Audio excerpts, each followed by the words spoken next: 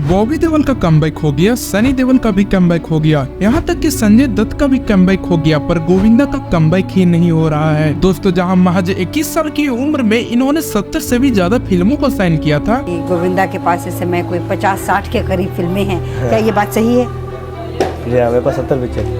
उन दिनों जब गोविंदा बॉलीवुड में आए थे तो उनकी फिल्म हिट नहीं बल्कि ब्लॉकबस्टर होती थी। ओ लाल दुपट्टे वाली तेरा नाम तो बता। और जहां वे एक टाइम पर तीनों खान्स के बराबर अकेले सुपरस्टार हुआ करते थे, वहीं आज इतने सक्सेसफुल और टैलेंटेड एक्टर गोविंदा को कोई काम क्यों नहीं दे रहा है। तो चलिए दोस्तों, जानते हैं कि कैसे गोविंदा बने हीरो नंबर 1 और कैसे उन्होंने खुद के ही करियर की वाट लगा दी। गोविंदा का जन्म 21 दिसंबर 1963 को मुंबई में हुआ था। वैसे तो उनका असली नाम गोविंदा अरुण आहूजा है, पर फिल्मों में आने के दौरान लोग उन्हें गोविंदा के नाम से जानने लगे थे। उनके पिता अरुण आहूजा एक्टर थे, वहीं उनकी मां निर्मला देवी एक पॉपुलर सिंगर थी। दोस्तों, आपको बताते चले कि उनके पिता अरुण आहूजा फिल्मी करियर के अलावा एक फिल्म बनाते हैं, जिसके बाद वो फिल्म फ्लॉप हो जाती है और उनकी फाइनेंशियल कंडीशन बहुत ही खराब हो जाती है। उसके बाद गोविंदा का परिवार बंगलों से सीधे किराए के घर में रहने लगता है। उनकी माँ सिंगर थी, जिससे वह घर की आर्थिक स्थिति को संभाले रखती है और इन्हीं संघर्षों के बीच गोविंदा का पालन पोषण हुआ।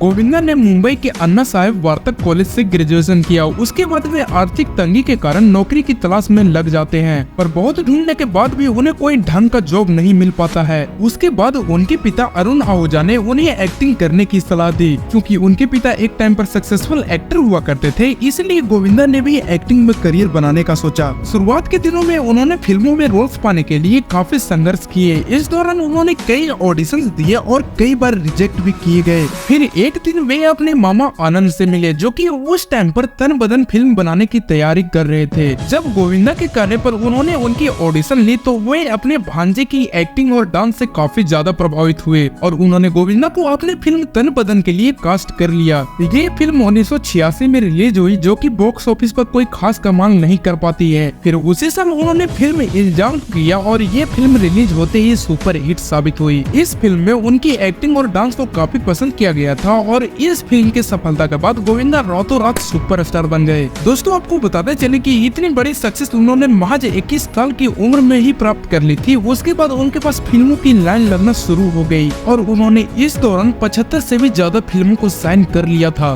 गोविंदा के पास इस समय कोई 50-60 के करीब फिल्में हैं। क्या ये बात सही है?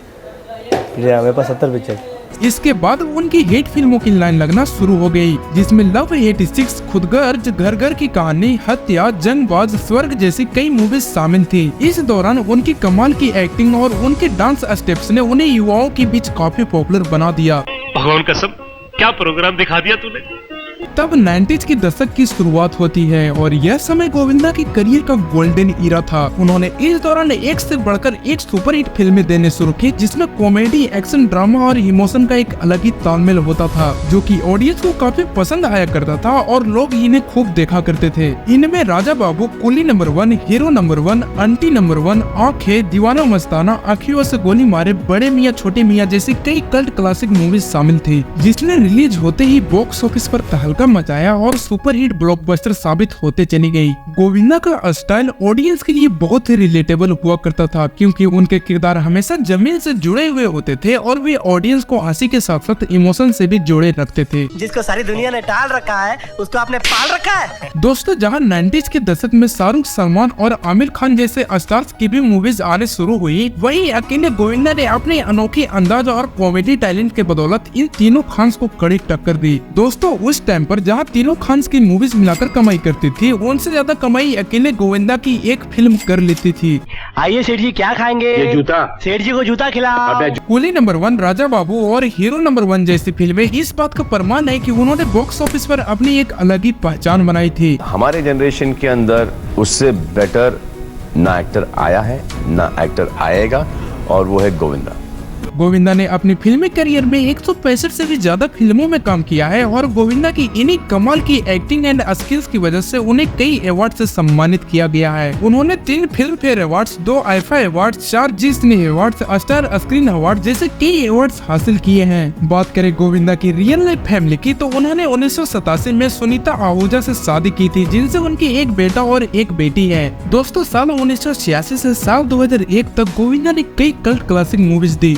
उसके बाद से अचानक ऐसा किया हुआ जो गोविंदा की मूवीज पिटने शुरू हो गई और कैसे गोविंदा ने खुद की करियर की वाट लगा दी, आइए जानते हैं। दरअसल साल 2001 के बाद लोगों का कॉमेडी फिल्मों के प्रति टेस्ट बदल रहा था और वे नए स्टाइल की कॉमेडी फिल्मों की ओर अट्रैक्ट हो रहे थे, जिसमें हेरा फेरी, भागम भाग, गोलमाल, दे दनादन जैसे कॉमेडी मूवीज शामिल थे। उसके बाद गोविंदा ने एक बड़ी गलती यह भी किया कि उन्होंने कई फिल्मों को ठुकराया जो कि बाद में ब्लॉकबस्टर साबित हुई, जिसमें गदर, महाभारत, ताल, देवदास जैसी फिल्में शामिल थे। इसके अलावा उन्होंने एक इंटरव्यू में बताया था कि उन्हें साल 2009 में आई फिल्म अवतार के लिए भी मेन रोल ऑफर किया गया था, पर उन्होंने इस रोल को यह कहकर ठुकरा दिया था कि वे अपने शरीर पर ब्लू कलर का पेंट नहीं करवाना चाहते। और हम सबको पता ही है कि अवतार मूवी कितनी बड़ी हिट साबित हुई। इन सबके अलावा गोविंदा की डाउनफॉल का एक बड़ा रीजन यह भी है कि वे समय और लोगों की कदर नहीं किया करते थे। दरअसल वे अक्सर फिल्मों के सेट पर देर से आया करते थे, जिससे फिल्म मेकर्स को गोविंदा के साथ काम करने में कई दिक्कतों का सामना करना पड़ता था। ये तो पूरी इंडस्ट्री बोलती थी कि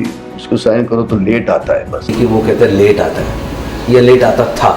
वहीं वे कई बार डायरेक्टर से लड़ाई और बहस कर लिया करते तो कभी फैंस को लापा लगा दिया करते थे और ऑडियंस का फिल्मी टेस्ट का बदलने के कारण उनकी फिल्म भी फ्लॉप हो रही थी, जिससे धीरे धीरे फिल्म मेकर्स उन्हें प्रोजेक्ट्स देना बंद कर देते हैं। उसके बाद उन्होंने भागम भाग और पार्टनर जैसे मूवीज में सपोर्टिंग आर्टिस्ट के रूप में काम किया जो कि हिट साबित हुई। उसके बाद उन्होंने कई छोटे बड़े फिल्मों को किया, लेकिन सारे के सारे मूवीज फ्लॉप पर फ्लॉप होती गयी। इस दौरान गोविंदा ने एक इंटरव्यू में यह भी बताया था कि उनकी फिल्मों की रिलीज को कई बार रोककर उनके करियर को बर्बाद करने की कोशिश की गई है और बॉलीवुड में नेपोटिज्म होने की वजह से उन्हें फिल्में नहीं मिल पा रही हैं। उस टाइम के लोग मिल गए हैं कि जो नहीं चाहते कि गोविंदा की फिल्म लगे या लगे तो उसे मंच प्रदान हो।